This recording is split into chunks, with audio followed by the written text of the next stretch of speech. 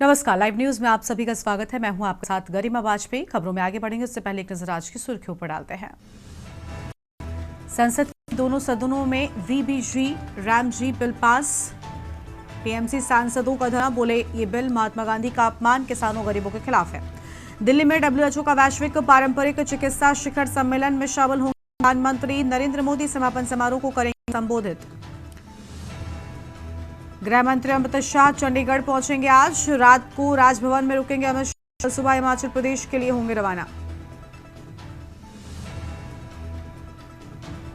तमिलनाडु गुजरात में एसआईआर की draft voter list जारी होगी। 2 दिन पहले 5 राज्यों यूटी लिस्ट आई। बंगाल में सबसे ज्यादा 58 लाख नाम कटे।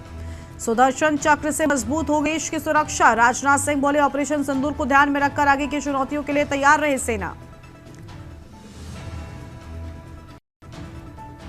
दिल्ली सहित 5 राज्यों में भीषण कोहरा। यूपी के 6 जिलों में स्कूल हुए बंद। बिहार में 8 फ्लाइट कैंसिल। 2 जगह पर बस और ट्रकें आपस में टकराए।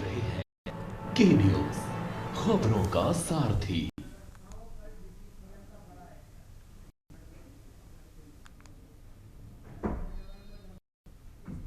और अब बात करेंगे अव्यवस्थाओं पर डिप्टी सीएम के बड़े एक्शन की। जी हां, डिप्टी सीएम की ओर से बड़ा एक्शन लिया गया है। झांसी से खबर है, जहां पर उत्तर प्रदेश के डिप्टी सीएम ब्रजेश पाठक गुरुवार को गुरसराय पहुंचे। यहां उन्होंने गुरसराय के सामुदायिक केंद्र का निरीक्षण किया और इस दौरान बाथरूम गंदा मिला, खिड़की पर कांच नहीं मिले और स्पेशलाइजेशन की मशीन खराब पड़ी मिली, जंग लगे इंस्ट्रूमेंट्स। और इतनी बड़ी अर्थव्यवस्था को देखकर डिप्टी सीएम ने जिम्मेदार अधिकारियों को जमकर फटकारा है। सीएमओ झांसी डॉक्टर सुधाकर पांडे को डॉक्टर की तनख्वाह काटने और कहीं दूर जाने का निर्देश भी दिया है। तो डिप्टी सीएम की ओर से बड़ा एक्शन सामने आया है। अव्यवस्थाओं को लेकर जमकर क्लास लगाई डिप्टी सीएम ने। गुरसराय सामुदायिक केंद्र का उन्होंने निरीक्षण किया था, पर बाथरूम में गंदगी देखकर डिप्टी सीएम का पारा हाई हो गया और डिप्टी सीएम को खिड़की में कांच भी नहीं मिले, जिसके बाद डिप्टी सीएम की ओर से निर्देश दिए गए हैं और सख्त एक्शन की भी बात कही गई है।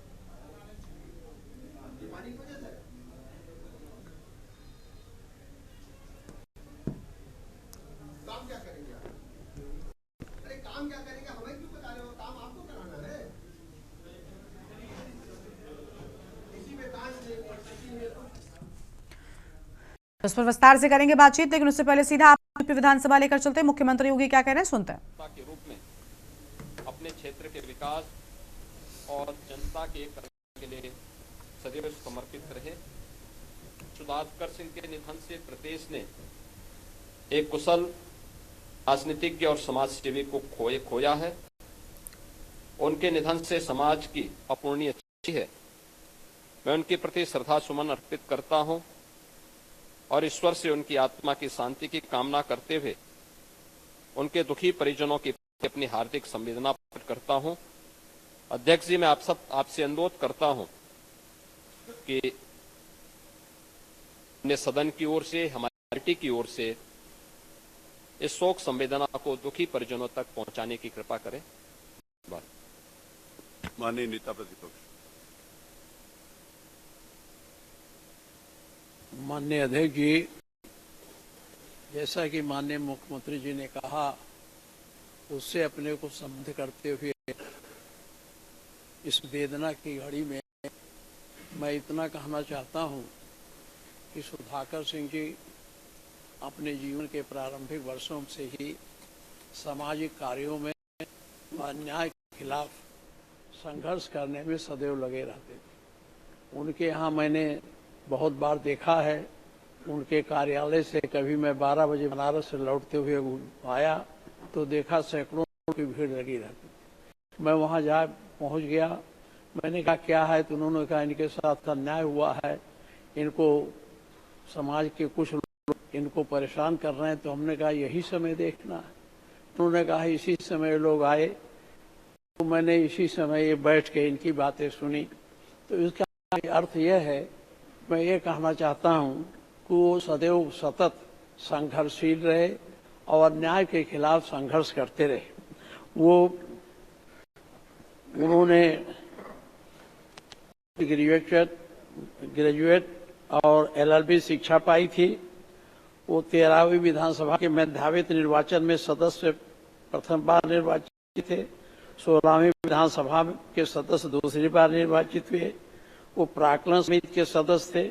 18वीं विधानसभा के उपचुनाव में तीसरी बार निर्वाचित हुए हैं और ये तो सही है, ये उनकी लोकप्रियता का परिचायक रहा है कि तीसरी बार जब वो चुनाव लड़े तो इतने भारी बहुमत से वहां की जनता ने वो जिता के भेजा जिसकी हम लोग कल्पना भी कर सकते थे। तो उनकी लोकप्रियता, उनकी कार्यकुशलता से वो क्षेत्र में अपनी सेवा करते रहते थे। दूसरी बात, उन्होंने संघर्ष किया और आपातकाल में मीसा में बंद थे। वो लोकतंत्र सेनानी के रूप में, मीसा में बंद होने के नाते लोकतंत्र सेनानी के रूप में एक रूप उनका बना। और इसके साथ ही वो हमारे पार्टी के वरिष्ठ कार्यकर्ता थे। उनके जाने से हमारे पार्टी को थोड़ी क्षति है, लेकिन भगवान से प्रार्थना है कि वो हम क्षति को हम लोग उनके कर्तव्यों के आधार पर पूरा कर लेंगे। वो समाज सेवा और देशाटन अध्ययन करने में उनकी रुचि रही है। वो खादी अध्यक्ष, खादी ग्रामोद्योग समिति, कोलाबाद मऊ, निरीक्षक डॉक्टर B.R. अम्बेडकर शिक्षा संस्थान मऊ, प्रबंधक डॉक्टर राम मनोहर लोहिया अम्बेडकर शिक्षा संस्थान कोडीपुर दुबारी, प्रबंधक SS बालिका महाविद्यालय दादनपुर रहरौली, प्रबंधक गोविंद देवी बालिका माध्यमिक विद्यालय।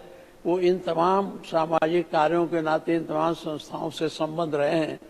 और आज इस दुख की घड़ी में मैं अपने तरफ से, अपने पार्टी की तरफ से, विरोधी दलों की तरफ से उन्हें श्रद्धांजलि अर्पित करता हूं और आपसे आग्रह करता हूं कि हमारी ये वेदना उनके परिवार तक पहुंचाने का कष्ट।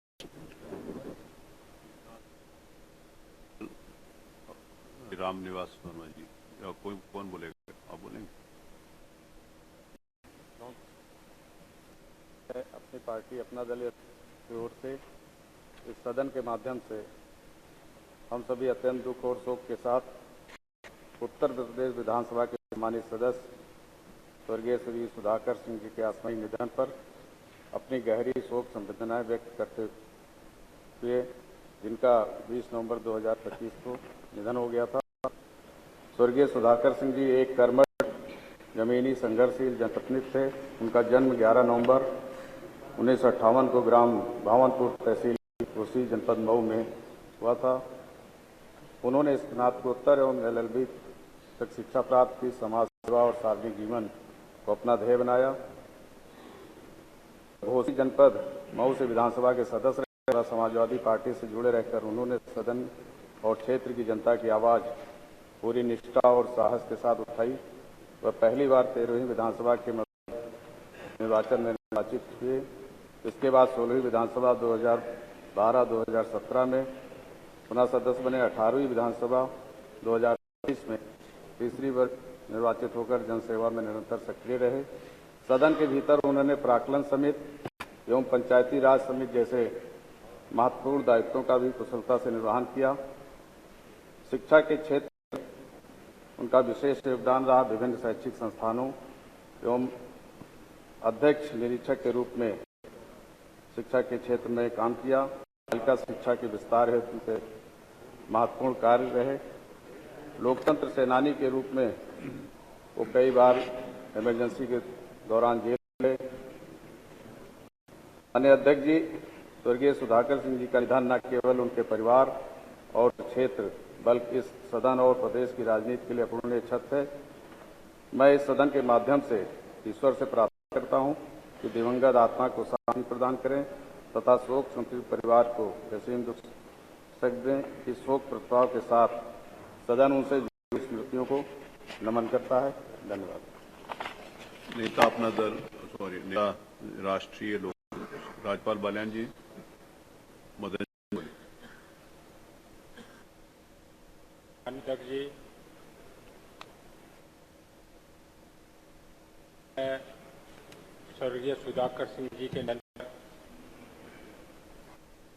अपनी तरफ से, अपनी पार्टी की तरफ से शोक व्यक्त करता हूं और भगवान से प्रार्थना करता हूं कि भगवान उन्हें अपने श्री चरणों में स्थान दे।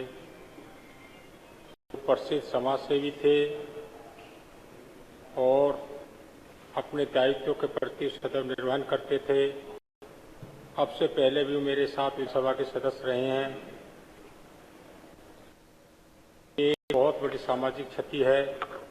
मैं आपके माध्यम से राष्ट्रीय लोकदल की तरफ से और अपनी तरफ से आपसे प्रार्थना करता हूं। तो यूपी विधानसभा की लाइव तस्वीर आपको हम दिखा रहे थे, जहां पर कार्यवाही की शुरुआत हो चुकी है। वापस से अपनी खबर का रुख कर लेते हैं। झांसी से आप खबर बता रहे थे, जहां पर डिप्टी सीएम ब्रजेश पाठक पहुंचे हुए थे और अव्यवस्थाओं का बोलबाला नजर आने पर बड़ा एक्शन डिप्टी सीएम की ओर से लिया गया है। ये बड़ी जानकारी आपको हम बता रहे हैं। डिप्टी सीएम ब्रजेश पाठक ने व्यवस्थाओं को ठीक कराने के निर्देश दिए हैं। ये बड़ी जानकारी आपको हम बता रहे हैं, जहां पर कई जगहों पर मशीनें टूटी मिली थी, कई इंस्ट्रूमेंट्स टूटे मिले थे और बाथरूम में गंदगी देखने के बाद डिप्टी सीएम ने जमकर जिम्मेदार अधिकारियों को फटकार लगाई है।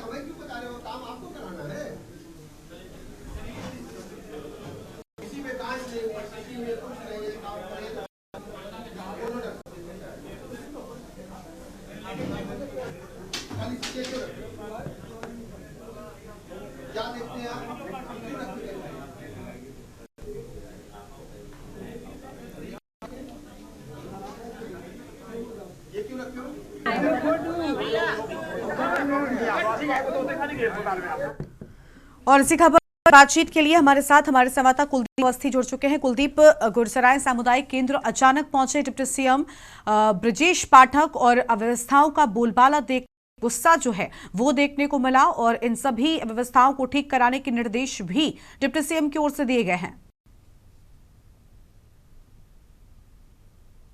अनम्यूट कीजिए कुलदीप, अनम्यूट कीजिए।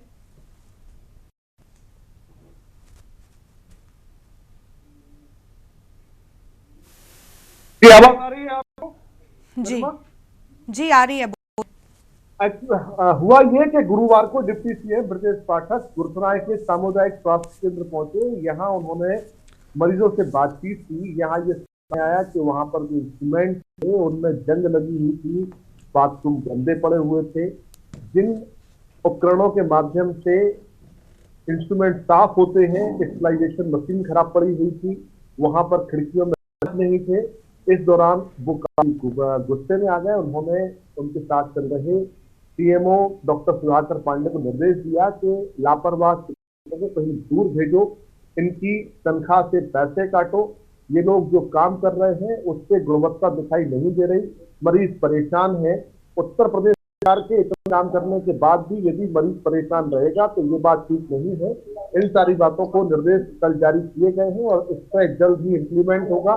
कारण ये है कि ये गुरसराय झांसी मुख्यालय से तकरीबन 90 किलोमीटर दूर पड़ता है और एक दूरस्थ इलाका। यहाँ पर व्यवस्थाएं बेहतर होना इसलिए भी जरूरी है क्योंकि ग्रामीण मरीज पूरा का पूरा जिला चिकित्सालय या झांसी की मेडिकल कॉलेज नहीं आ पाता। ऐसे में उनके लिए इस तरह के सामुदायिक केंद्र पूरे लाइफ लाइन है। अगर वहाँ पर व्यवस्थाएं ठीक नहीं रहेगी तो दिक्कत होनी है। इस बात को ध्यान रखते हुए उन्होंने निर्देश जारी। बिल्कुल, लेकिन क्या स्थानीय प्रशासन की ओर से इन सभी चीजों को दुरुस्त कराने की बात स्वीकार की गई और क्या उस पर जो डिप्टी सीएम ने निर्देश दिए उन पर अमल किया जा रहा है? देखिए, बिल्कुल सीपी गरौठा विधायक वहां राजपूत उनके साथ थे और झांसी के chief medical officer doctor Sudhakar Pandey उनके साथ थे और अन्य प्रशासनिक अमला उनके साथ था। तो उनकी द्वारा कही गई एक को नोट किया गया है और सीएमओ इसकी खुद मॉनिटरिंग कर रहे हैं। उन्होंने एक नए तरह के जो भी दूरस्थ इलाके हैं उन सभी सामुदायिक केंद्र अस्पतालों में नए तरह के पूरे इंस्ट्रूमेंट्स को बेहतर करने, वहां की व्यवस्थाओं को बेहतर करने की बात कही है। साथ ही तय किया है कि उनके सभी चिकित्सक पूरी ताकत के साथ काम कर रहे हैं। दवाओं की पूरी उपलब्धता है, लेकिन जो थोड़ी कमियां रही थी किन्हीं कारण से उनको दुरुस्त कर लिया जाएगा। किसी भी मरीज को इलाज के लिए परेशान नहीं होना पड़ेगा। शुक्रिया कुलदीप आपका हमारे साथ जुड़ने के लिए और अहम जानकारी। बड़ी खबर आपको हम बता रहे हैं, जहां पर झांसी पहुंचे थे डिप्टी सीएम ब्रजेश पाठक और उनकी ओर से सख्त निर्देश दिए गए। सभी व्यवस्थाओं को दुरुस्त कराने की बात उनकी ओर से कही गई है। बड़ी जानकारी आपको हम बता रहे हैं। गुरसराय सामुदायिक स्वास्थ्य केंद्र का ये पूरा मामला सामने आया है।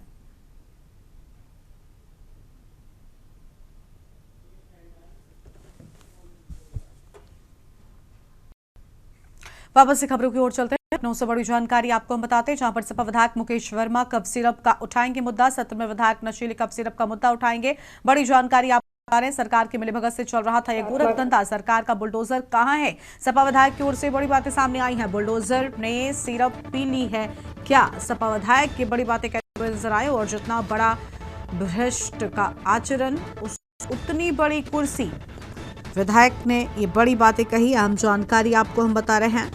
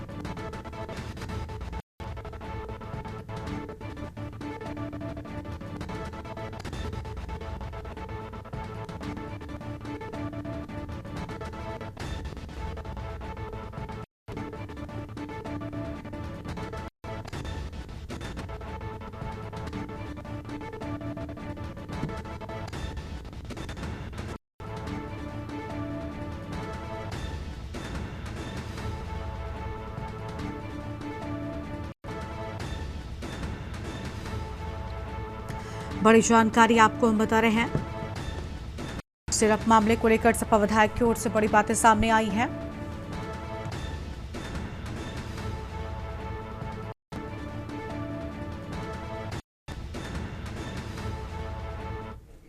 लखनऊ से खबर है, आज से यूपी विधानसभा का शीतकालीन सत्र में विधायकों का पहुंचना भी शुरू। सत्र की हो चुकी है और सपा एमएलसी आशुतोष सिन्हा साइकिल से आज विधानसभा सत्र से पहले पहुंचे। यूपी विधानसभा का शीतकालीन सत्र शुरू। बड़ी जानकारी आपको हम बता रहे हैं। सत्र से पहले की कुछ तस्वीरें भी सामने आई हैं।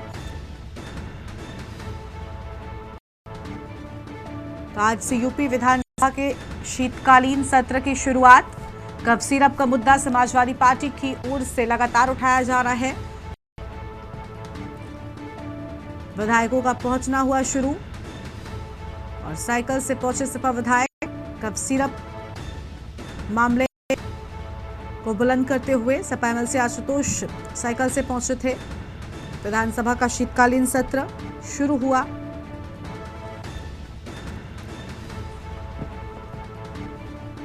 लखनऊ से जानकारी।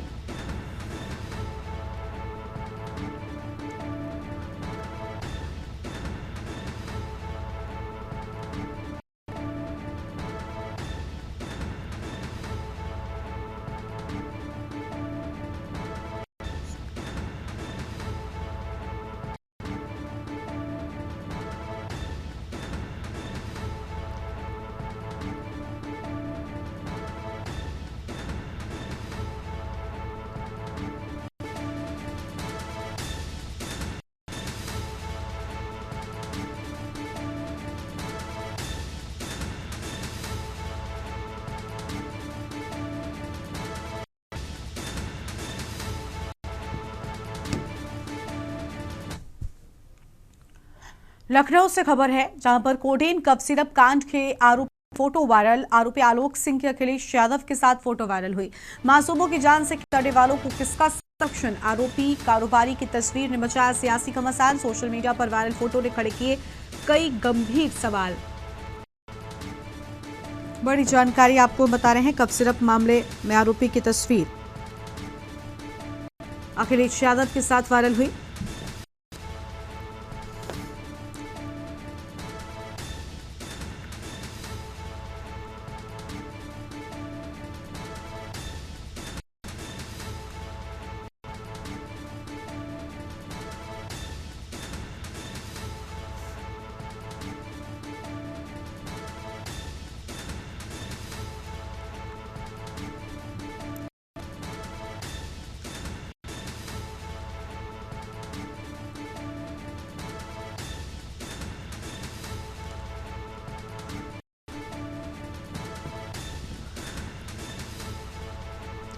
बड़ी जानकारी आपको हम बता रहे हैं। सिर्फ मामले के आरोपी की तस्वीर अखिलेश यादव के साथ सोशल मीडिया पर हुई वायरल।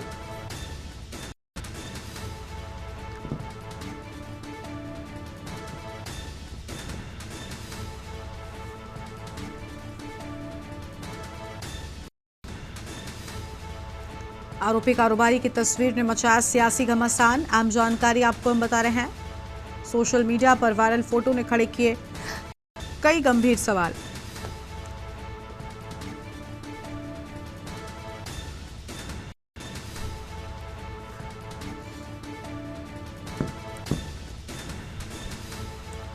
बड़ी जानकारी आपको हम बता रहे हैं। मासूमों की जान से खिलवाड़ करने वालों को किसका संरक्षण?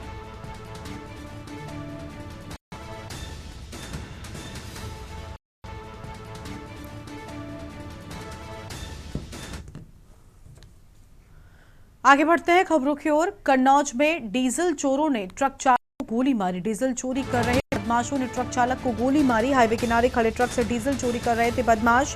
ट्रक चालक के विरोध करने पर बदमाशों ने गोली मारी।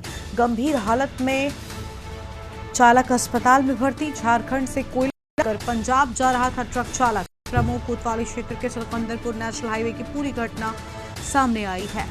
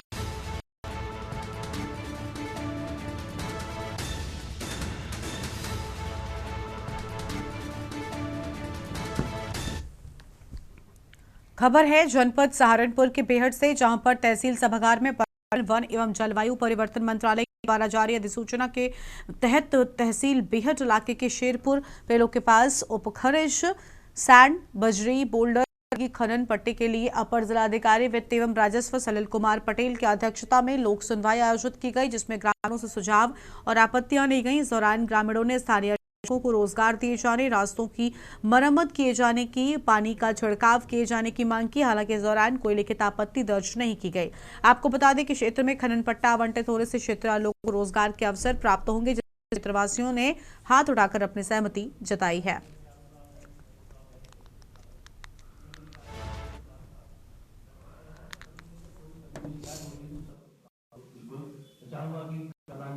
बैठे हुए हैं, उनके माध्यम से हमें लगातार अवगत कराते हैं।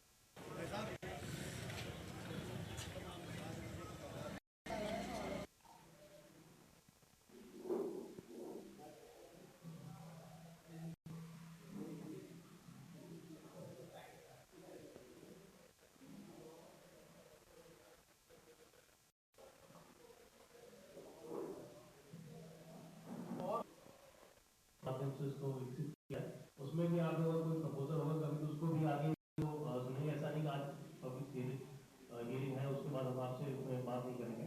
आप लोग अगर कोई फ्यूचर में सजेशंस होंगे तो चाहूँगा इसको आप लोग कभी मेरे कार्यालय में या साहब है, किसी के भी कार्यालय में आप अपनी बात रख सकते हैं। वो खनन से लेकर कोई कभी कोई शिकायत होती है तो सब आप लोग बिल्कुल चाहूँगा कि प्रधान जी प्रतिनिधि यहाँ बैठे हुए हैं, उनके माध्यम से हमें लगातार अवगत कराते हैं।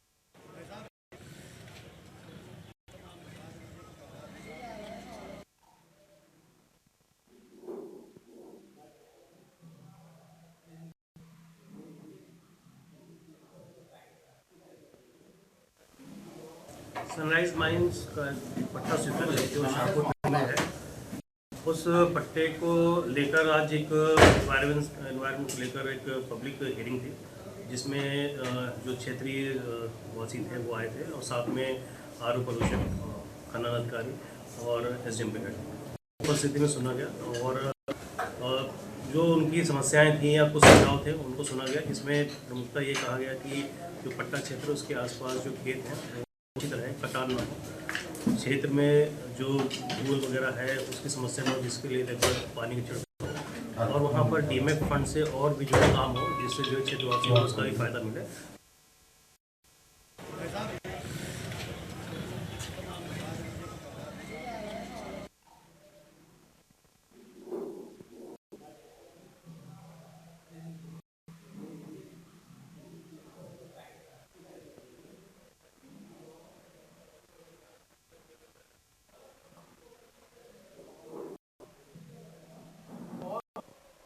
माध्यम से उसको विकसित किया जाए, उसमें भी आप लोगों का कोई प्रपोजल होगा कभी तो उसको भी आगे उसको सुनेंगे। ऐसा नहीं कि आज पब्लिक हियरिंग है उसके बाद हम आपसे बात नहीं करेंगे।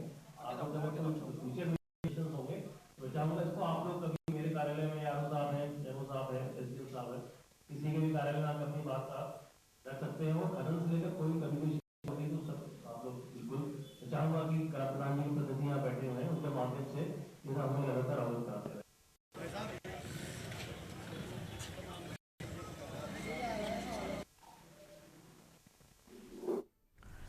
बांदा से खबर 16 से 20 जनवरी तक उमड़ेगा आस्था का जन सैलाब। बागेश्वर धाम पीठाधीश्वर धीरेन्द्र शास्त्री की होगी हनुमत कथा। जिले में सजेगा बागेश्वर धाम धीरेन्द्र शास्त्री का दिव्य दरबार। हनुमत कथा में लाखों लोगों के पहुंचने की संभावना। मवई बाईपास के पास हुआ स्थान का चयन, साफ सफाई जारी है। बागेश्वर की कथा में कई प्रदेशों से भक्तों के पहुंचने के साथ बड़ी जानकारी आपको हम बता रहे हैं। हनुमत कथा में लाखों लोगों के पहुंचने की संभावना।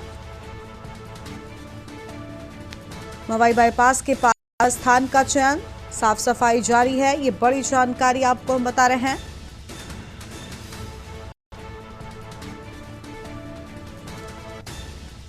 बागेश्वर धाम की टीम ने बांदा पहुंचकर व्यवस्थाएं परखी हैं। यूथ फाउंडेशन के प्रवीण सिंह ने प्रेस कॉन्फ्रेंस कर इसकी जानकारी दी।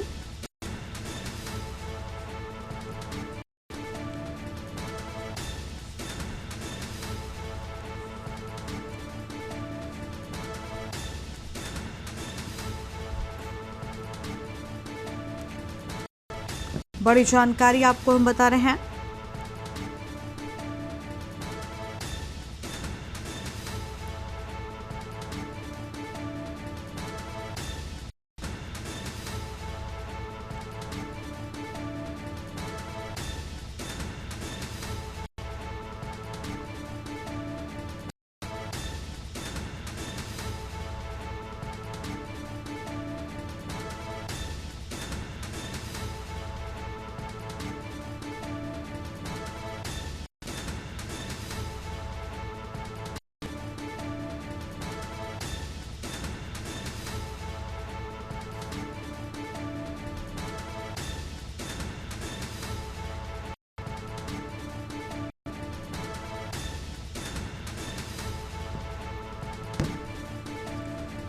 बड़ी जानकारी आपको हम बता रहे हैं।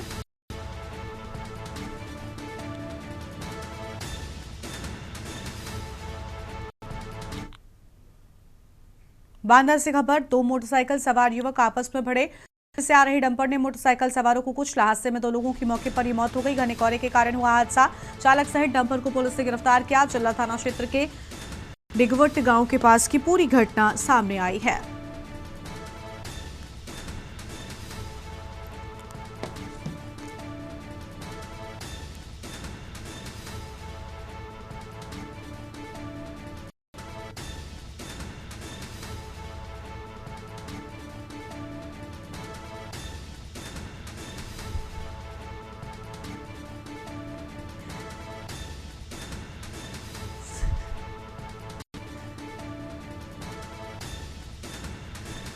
चल्ला थाना क्षेत्र के डिगवट गांव के पास की पूरी घटना सामने आई।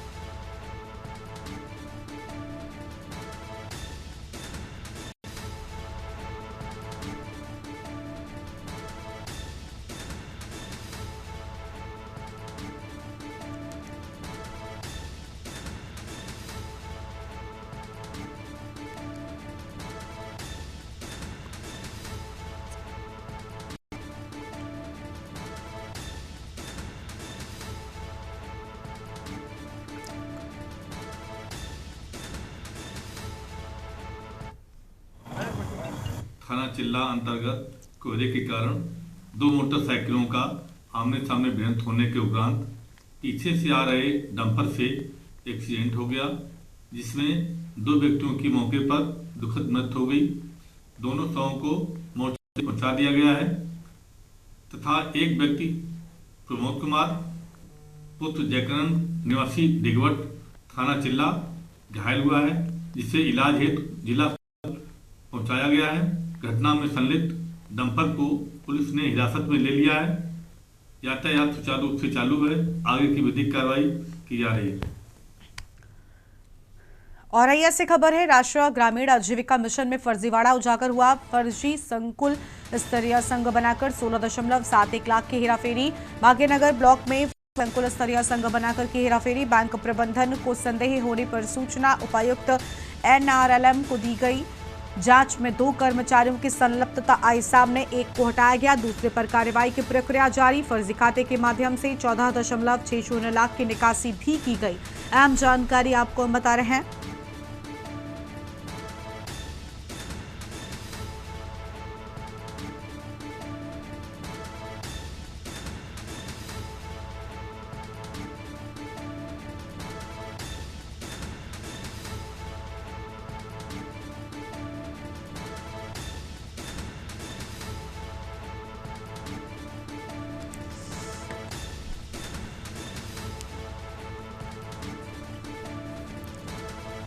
बड़ी जानकारी आपको हम बता रहे हैं। ग्रामीण आजीविका मिशन में फर्जीवाड़ा उजागर होने की बात सामने आई है।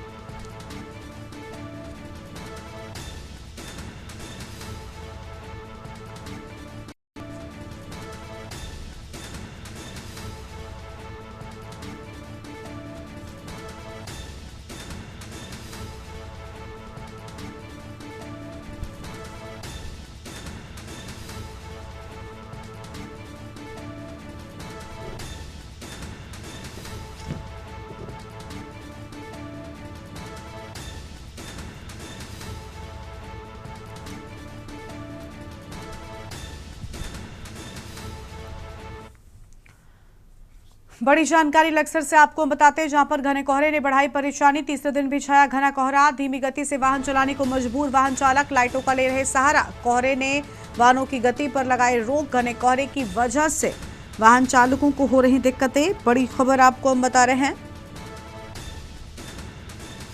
धीमी गति से वाहन चलाने को मजबूर हुए लोग। बड़ी खबर आपको हम बता दें, वाहन चालक लाइटों का ले सहारा। अहम जानकारी आपको हम बता रहे हैं। धीमी गति से वाहन चलाने को मजबूर हुए लोग।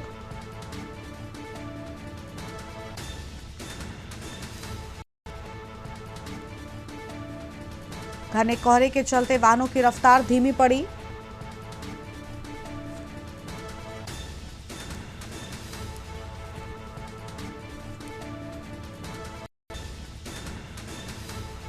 लक्सर से बड़ी जानकारी। घने कोहरे ने बढ़ाई लोगों की परेशानी।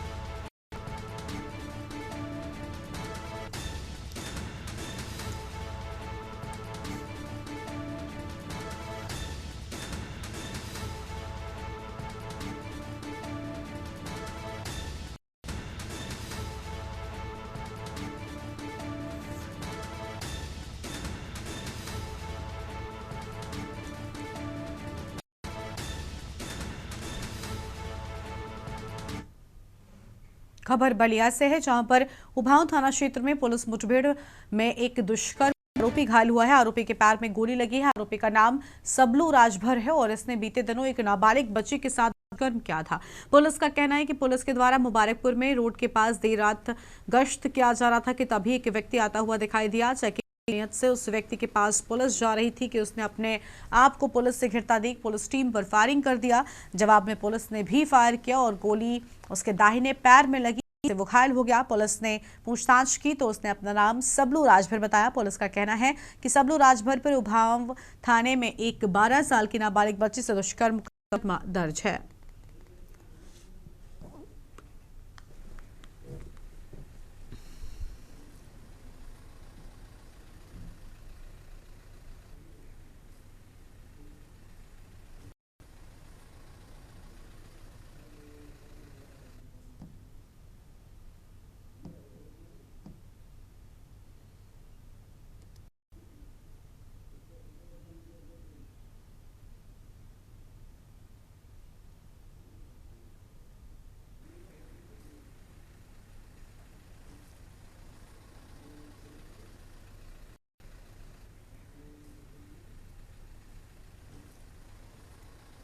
आज दिनांक 19/12/2025 को जनपद बलिया पुलिस द्वारा अपराध एवं अपराधियों पर नियंत्रण के लिए चलाए गए अभियान के क्रम में उभाऊ पुलिस द्वारा मुबारकपुर मोड़ के पास चेकिंग की जा रही थी। इसी समय एक संदिग्ध व्यक्ति सामने से आता हुआ दिखाई दिया। पुलिस द्वारा पूछताछ के लिए रोके जाने के वक्त उसने पुलिस पर जान से मारने की नीयत से फायर कर दिया। पुलिस पार्टी द्वारा आत्मरक्षा फायरिंग में बदमाश के दाहिने पैर पर गोली लगी है। पूछताछ के दौरान उस बदमाश ने अपना नाम सबलू राजभर पुत्र विदेशी राजभर निवासी मुन्ना बताया। इसके द्वारा उसने यह भी बताया कि 18/12/2025 को एक 12 वर्षीय बच्ची के साथ उसने दुष्कर्म की घटना कारित की है।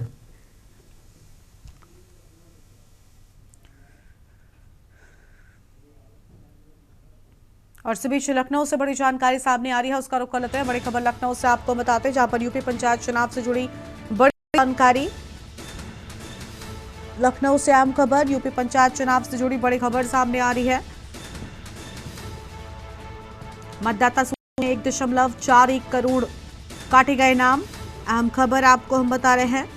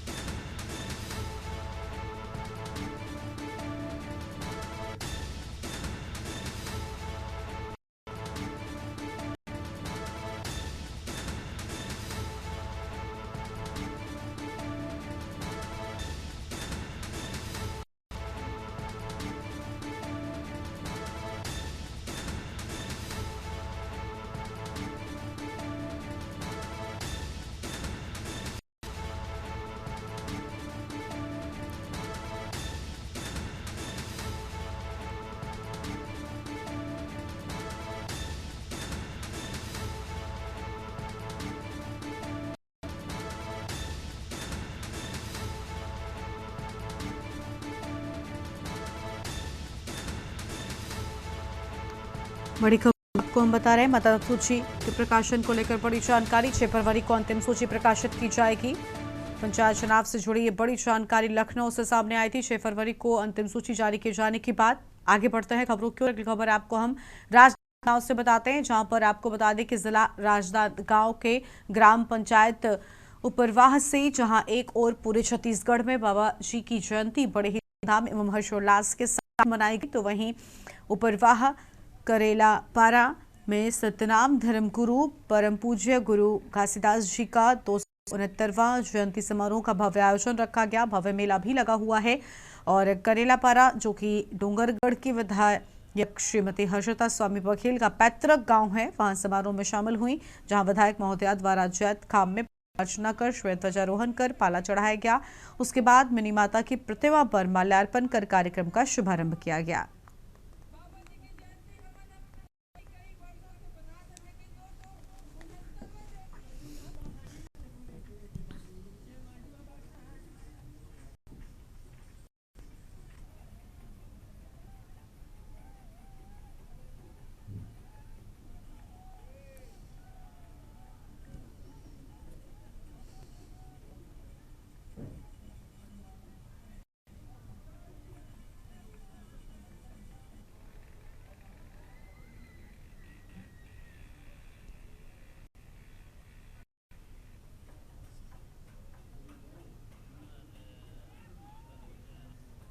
पंचायत उपरवा और हमारे करेलापारा में आज गुरु घासीदास जयंती शुभ अवसर पर आज मंडे के कार्यक्रम हुए थे, जिसमें सांस्कृतिक कार्यक्रम लोग खावे, जिसमें गुरु घासीदास जयंती के शुभ अवसर पर आप सभी ग्रामवासी को ढेर सारी शुभकामनाएं।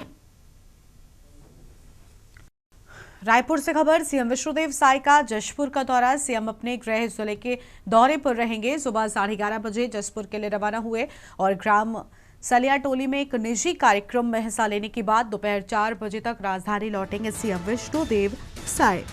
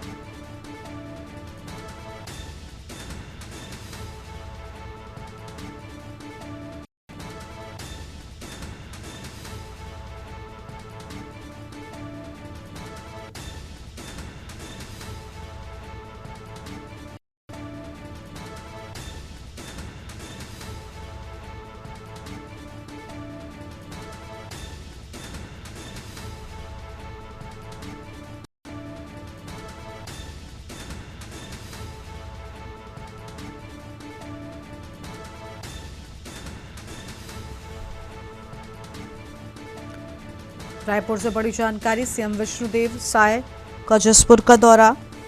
बड़ी खबर आपको हम बता रहे हैं रायपुर से, सीएम विष्णुदेव साय का जसपुर का दौरा। सुबह 11:30 बजे जसपुर के लिए रवाना होंगे। ग्राम सलियाटोली में एक निजी कार्यक्रम में लेंगे हिस्सा।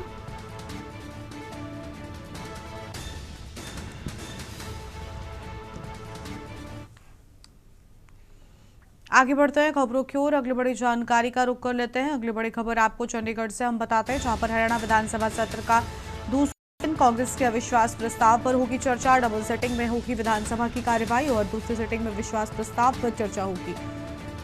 अहम जानकारी आपको हम बता रहे हैं।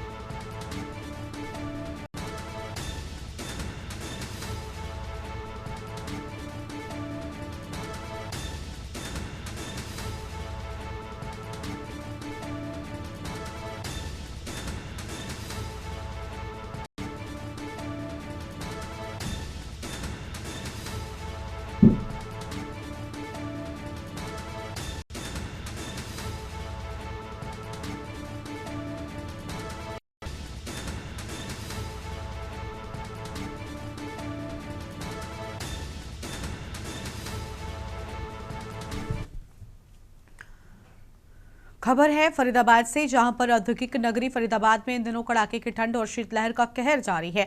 आम लोग घरों में दुबके हैं, तो वहीं फरीदाबाद पुलिस ने मानवता की एक अनूठी मिसाल पेश की है। पुलिस अब केवल कानून व्यवस्था नहीं संभाल रही, बल्कि भीषण में जरूरतमंदों का सहारा भी बन रही है। जूते, चप्पल और कंबलों का वितरण सेंट्रल थाना प्रभारी रणवीर मौलिक ने इस नेक मुहिम की कमान संभाली। उन्होंने सुबह झुग्गी झोपड़ियों में जाकर गरीब परिवारों को कंबल वितरित किए। इस दौरान जब उन्होंने देखा कि छोटे बच्चे नंगे पैर कड़ाके की ठंड में घूम रहे हैं, तो उन्होंने तुरंत ही अपनी ओर से पहल करते हुए बच्चों के लिए जूते और चप्पलों का भी इंतजाम किया है।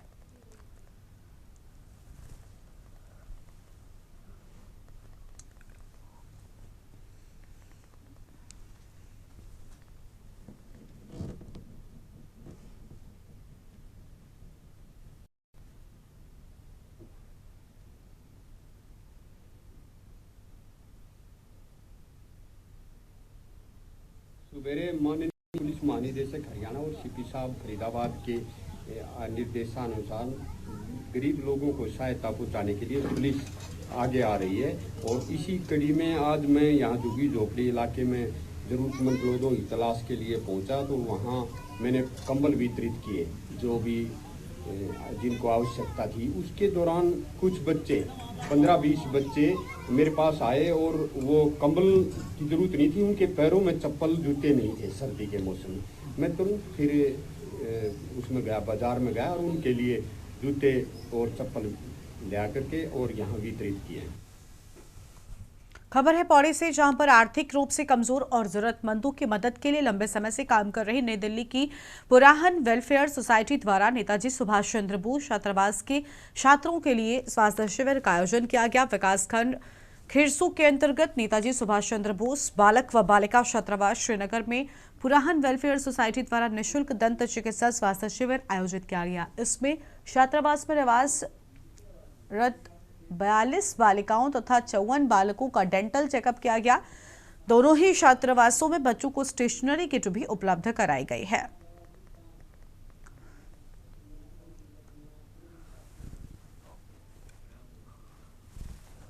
आज उन्होंने यहाँ सोसाइटी से आए थे, तो उन्होंने हमें टीवी भेजी। तो मतलब जब बोला छुट्टी हो रहते हैं तो हमें मतलब इधर उधर की जानकारी मिल जाती, तो हम उसमें जानकारियाँ दे सकते हैं। हमें उससे बहुत सारी जानकारी प्राप्त हो सकती है। जब हम यहाँ छात्रावास में आए हैं तो हमें यहाँ से कुछ बन के जाना है, तो मेरा ड्रीम है कि मैं डॉक्टर बनूँ। आज हमारे यहाँ दादी जी आई थी और उन्होंने हमें गिफ्ट और टीवी गिफ्ट की और दांत चेकअप के लिए डॉक्टर को भी भेजा। छोटे बच्चों के बारे में मुझे पता चला कि यहाँ वो बच्चे रहते हैं कि जो कुछ सिंगल पेरेंट्स हैं और कुछ बच्चों के पेरेंट्स नहीं हैं, जो गवर्नमेंट ने उनके लिए नेताजी सुभाष चंद्र बोस के नाम से छात्रावास खोला है। उन्हीं बच्चों के लिए उनके हमारी वार्डन जो है वंदना जी से बात हुई, तो बच्चों के लिए जो ज़रूरी चीज़ें थी, एक तो उनके लिए हमने एक डेंटल कैंप लगवाया और बच्चों को उनके मनोरंजन के लिए एक टीवी भेंट किया, जिससे कि बच्चे खाली टाइम पे अपना थोड़ा सा बाहर निकलने की बजाय, इधर उधर की बजाय वहाँ पे आराम से अपने वो कर सकें। और आगे भी अगर कोई भी उनके लिए कोई ज़रूरत होगी तो हमारा पूरा प्रयास रहेगा कि हम उनके लिए उनको पूरा मतलब सहयोग करें। धन्यवाद सर। सबसे पहले मैं आपका धन्यवाद ज्ञापित करती हूँ कि आप हमारे छात्रावास में आए। वर्तमान में छात्रावास में 42 छात्राएँ अध्ययनरत हैं और यहाँ पे जो है माननीय मंत्री जी ने जो है ये अवधारणा शुरू की है नेताजी सुभाष चंद्र बोस। ये छात्रावास मुख्य रूप से अनाथ और जो सिंगल पेरेंट्स और जो गरीब बच्चे हैं उनके लिए संचालित किया जा रहा है। यहाँ पर जो है बच्चों को सभी सुविधाएं वैसे तो दी जाती हैं, लेकिन आपके द्वारा जो है जो यहाँ पे डेंटल कैंप बच्चों के लिए लगाया गया, उसके लिए सभी बालिकाओं का डेंटल चेकअप हुआ है।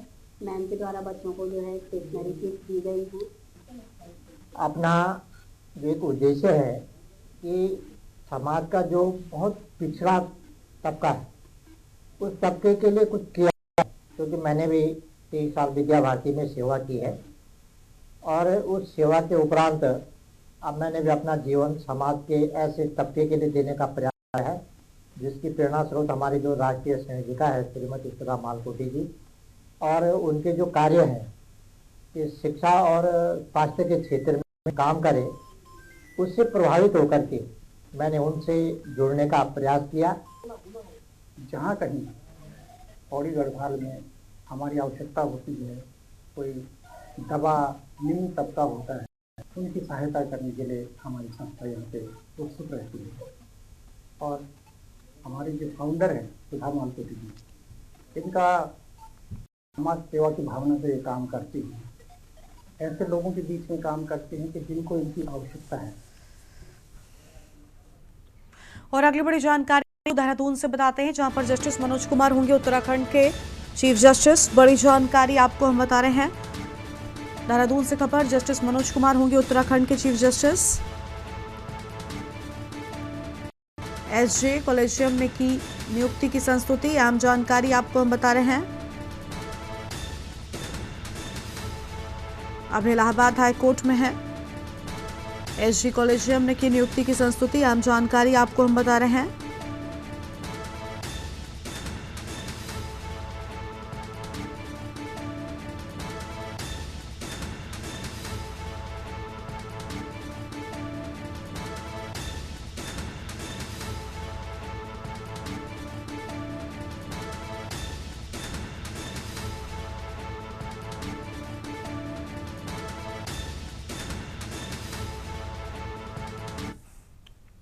इस बुलेटिन में इतना ही। तमाम बड़ी खबरों के लिए आप देखते रहिए न्यूज़ इंडिया। नमस्कार।